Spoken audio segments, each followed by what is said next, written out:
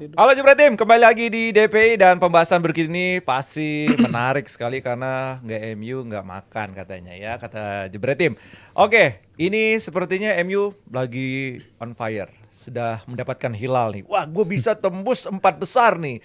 Di atasnya ada Aston Villa, ada Spurs yang poinnya boleh terbilang terpaut ya 3 poin lah ya.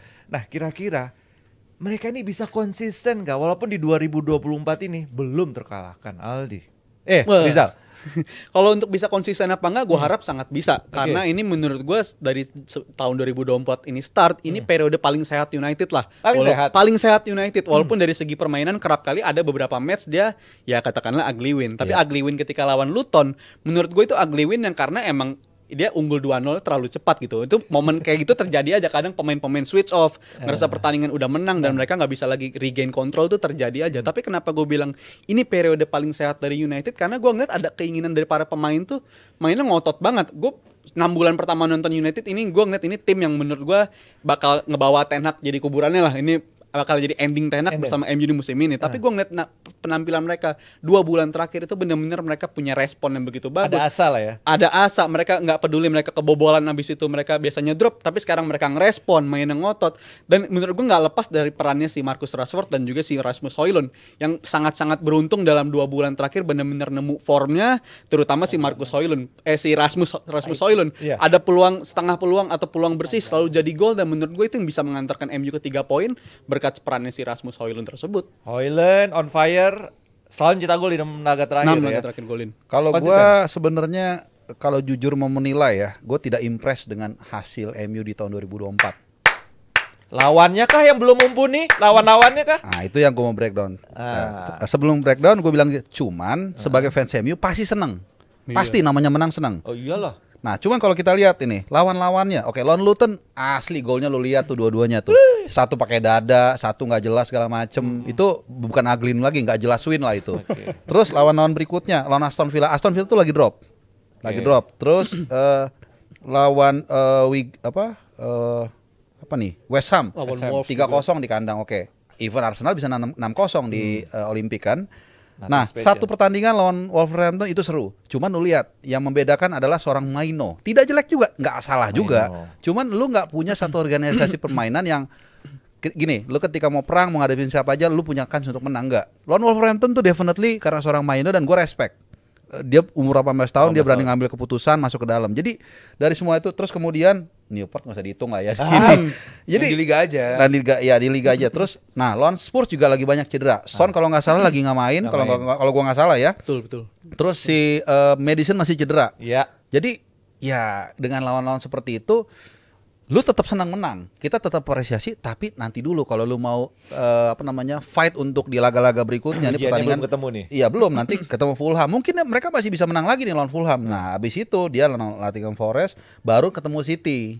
Nah di situ baru nanti kelihatan nih 3 pertandingan berikutnya. Itu kalau gua. Gimana Aldi? Apakah lawannya yang membuat nggak fair dia lah kalau konsisten? pakai hitungannya Mas Harfa ya nggak fair lah. Sekarang emang MU milih Son lagi nggak main di Spurs. Iya. Emang MU milih Villa lagi down. form. Ya. MU kan cuman cari menang, ya kan? Kalau soal MU gimana mainnya kita nggak usah bahas lah. Gimana cara MU menang, gimana strategi MU? Karena bingung. Nih MU kalau secara permainan benar-benar below par banget, hancur banget. Walaupun menang terus ini. Tapi mereka menang. Iya. Dan tadi ditopang individu dengan gue lupa Højlund. Secara individu dia bagus. Oke. Tapi mereka menang gitu. Jadi gue bingung nih mau ngekritiknya kalau Niko aja cedera, Niko aja ketawa, ya kan? Bingung mau kritik yang mana? Iya. Gue juga bingung. Yang mana mau Sekarang gue bilang, dikritik? ini tim mainnya jelek, tim mainnya hancur, lini belakang gak ada organisasi. Bener kata Mas Harpa bilang. Tapi menang. Selesai dong. Iya. Orang gue mau ngeritik kayak gimana? Lah tapi menang bang. Win is a win. Oh iya selesai. Iya sampai situ selesai. Nah, tinggal nanti. Tapi banyak orang kayak Panji contohnya. Dia nggak suka sama MU sekarang Panji. Bagus mainnya nggak suka. Karena emang MU tuh harus mainnya begini. Gue malah kebalik ya, sebagai fans MU senang-senang aja menang gitu loh. Ya berarti makin mediocre Mas kalau begitu. Asal menang doang permainan tapi nggak makin bagus. Tapi kalau kita lihat secara netral kan sebenarnya tantangannya nanti akan lebih berat gitu. Kedua juga MU juga lagi badai cedera. Oh iya, biar nggak ada ya. Bahkan udah mulai sembuh sebenarnya. Iya, jadi udah balik, MU pun ya. sedang badai cedera. Orang jangan lupakan itu. MU pun sedang badai cedera. Somehow they win. The problem solved. Oke. Selesai. Cukup ya. Pemainnya buat gua ini kerja keras pemainnya. Dan baru tadi ultimatum interview dari si Sir Jim Ratcliffe bilang kalau sampai nggak lolos Liga Champions musim depan pecat Ten Hag. Hilang. Nah, berarti belum selesai dong.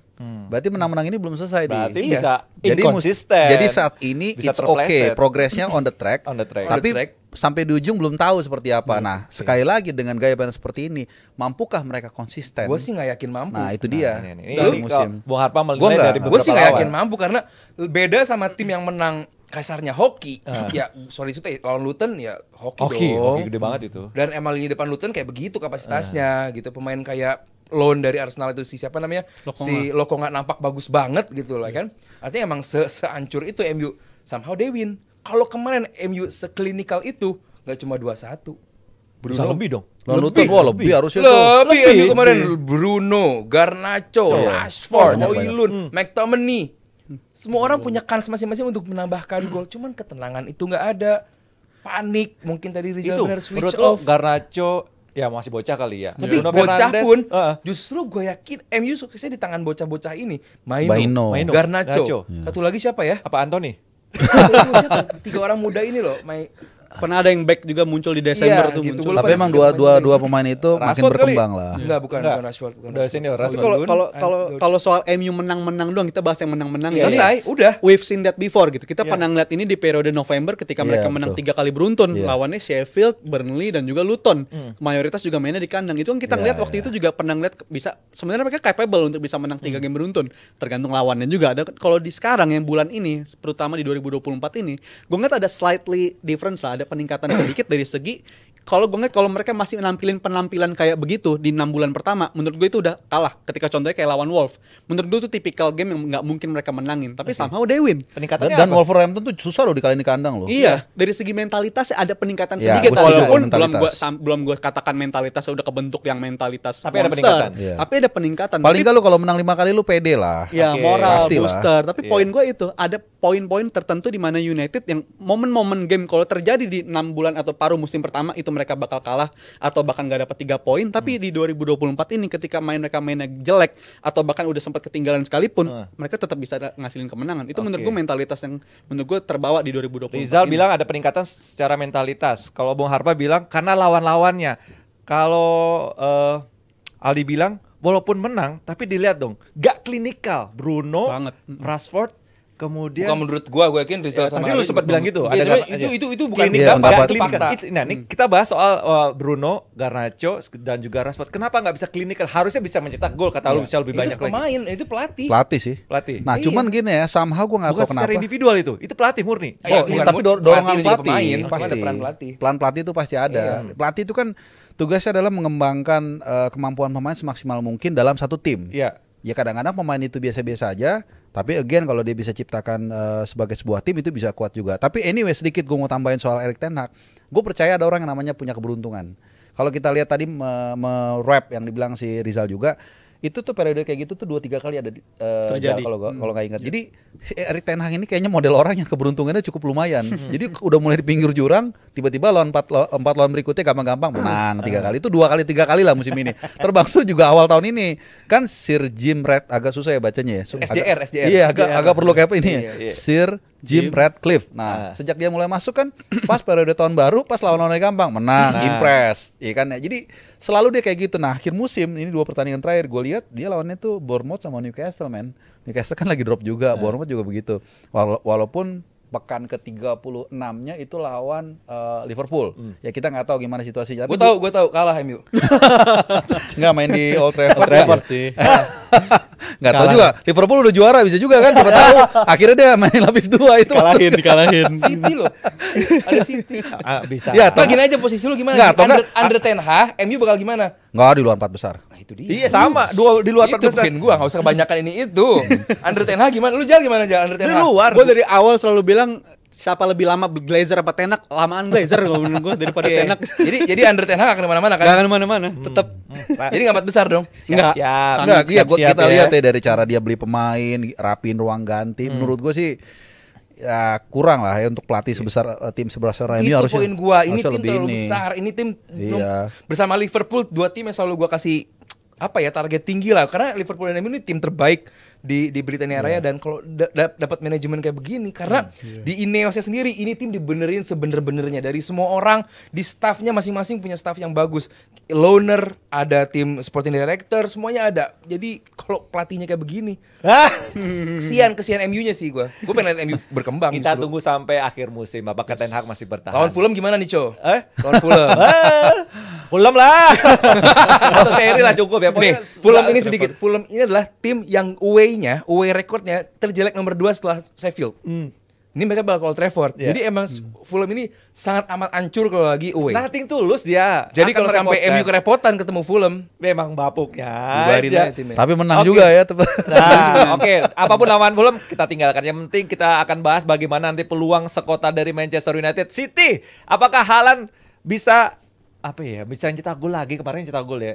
Masih inkonsisten juga, bicara inkonsisten. Haaland lawannya Bournemouth lagi. Bournemouth, ya nggak perlu dibahas lah. Udah lah ya. Ya tinggal cerita Kecuali ada yang mau ngomong Bournemouth bakal merepotkan. Gak usah bilang, gak usah bilang seri deh ya, merepotkan aja. Ini harapan, lebih jatuhnya harapan. Jatuhnya harapan. Jangan masih tergantung sama KDB.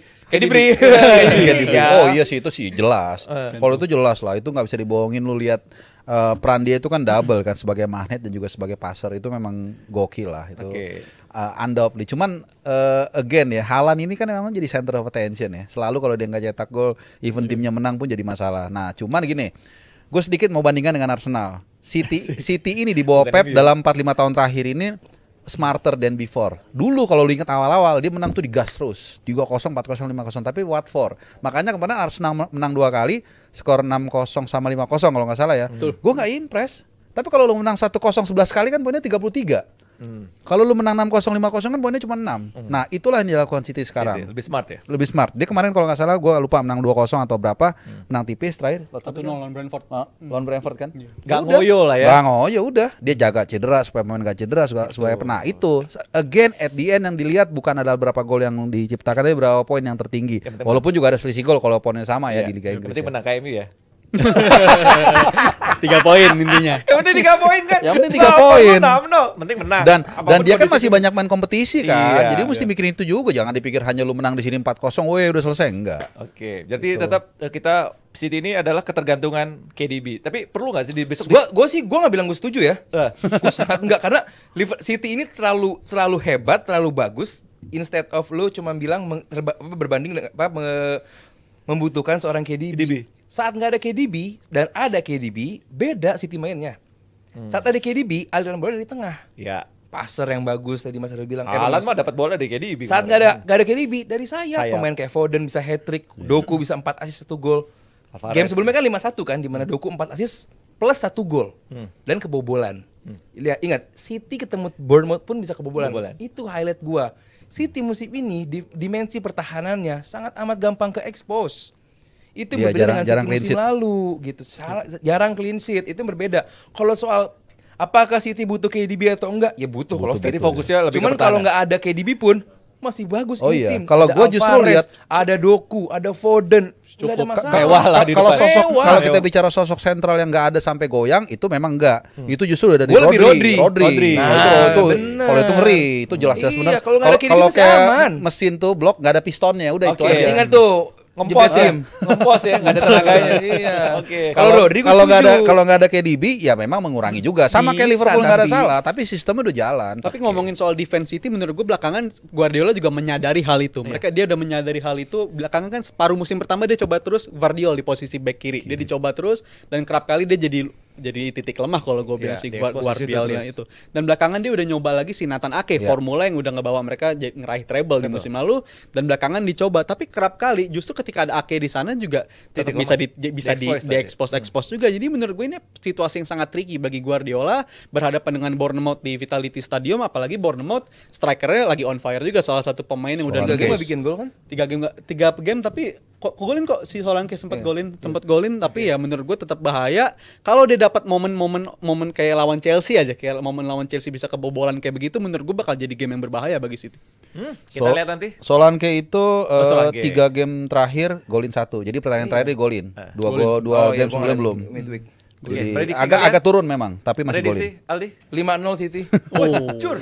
seger. 5-0 City. Nah, kalau gue mesti konsisten dengan argumen yang gue bawa di awal bahwa Tar, City ini tar, tar. nggak Kita urutin dulu ya. Oh, dari apa nih? MU.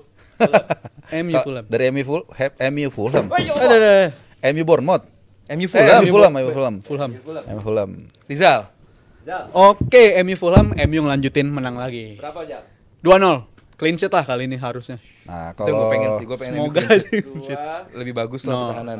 gue melihat selama ada idola gue Andre Onana di belakang, kelihatannya kata clean sheet itu jauh dari MU. Jadi, tapi gue tetap menang lah, MU 2-1. MU 2-1. Ya, jadi kebobolan tapi menang. Lanjutin Dan lagi. mereka kayaknya nggak bisa menang banyak juga lawan Fulham. 1-0 aja. Fulham. Fulham. Enggak lah.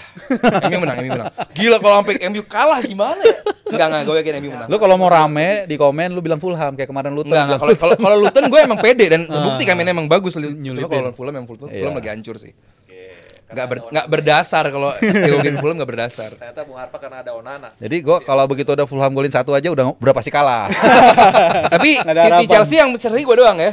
Iya, lo benar. Iya, Ya, gitu. masuk. Gue Arsenal mendekati aja. Oh Oh iya, iya, lu nggak tega aja bilang 5. Arsenal Newcastle. Aldi. Ini game balas dendam November kemarin ya. Nah. 1-0, skornya samain. 1-0. Iya. Bung Harpa. Kalau gue nih banyak gol dan Arsenal akan melanjutkan tren menang dengan skor cukup mamut 3-0. Asik. Mama muda.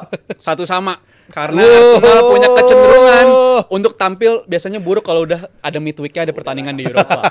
Gelar prepare kasih aja lah. Tim lain Liverpool. Tadi City dibilang seri, sekarang Arsenal dibilang seri. Harapan, biarin. Bournemouth, City. 2-1 City. City menang kok City. Kebobolan Menang juga. dia. Tapi kebobolan. Gue rasa Pep ini bukan orang tolol. Jadi belajar dari kesalahan sebelumnya. Pertahanannya kali ini akan oke. 2-0 City. Sama sama gua. Di 1-3 City. anjir kebobolan juga. Oke. Kayak kuis Next. taktik boom dulu ya. Apa ini? Oh, Madrid. Madrid Sevilla. Uh. Sevilla busuk kan tahun Ini ini kan. bakal game returnnya Sergio Ramos Sergio ke Ramos. Oh, Madrid iya. ya. 2 kebobolan sih, tetap 2-1 deh. 2-1 Madrid. 2-1 Madrid. Iya, Madrid juga emang nggak terlalu seri. bagus Nggak punya pertahanannya. back tengah. 3-1 deh. 3-1. 3-1. Madrid kandang mah banyak golin lah. 5 seri ini. Jadi Iya. over ya, over. Gue 2-1, tadi Rizal salah tuh Rizal. Rizal berapa Rizal? Sama juga 2-1. 2-0 kalau gua untuk Madrid. Harusnya menang lah, walaupun terakhir seri ya Madrid. Atalanta peringkat berapa sekarang? Atalanta Akhir. di bawah. Enggak, enam, tengah-tengahan lah. Ah, ini mah menang tipis ini. Wah. Iya. Kagak lah banyak gol ini.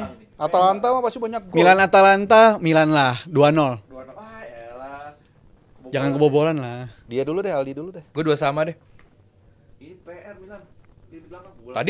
Tadi lu PD final Europa League.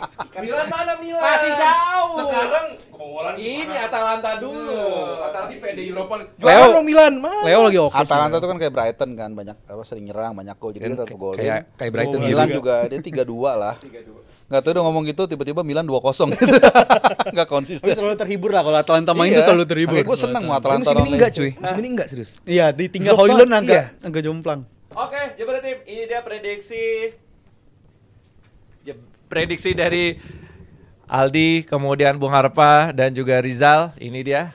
Dicek baik-baik, siapa tahu membawa berkah buat Maksudnya tim kesayangannya menang. Iya, tim kesayangannya Oh, menang. Oke, iya kan? jangan berpikiran negatif. Oke, jangan kemana-mana aja berarti. Kita akan kembali setelah satu ini.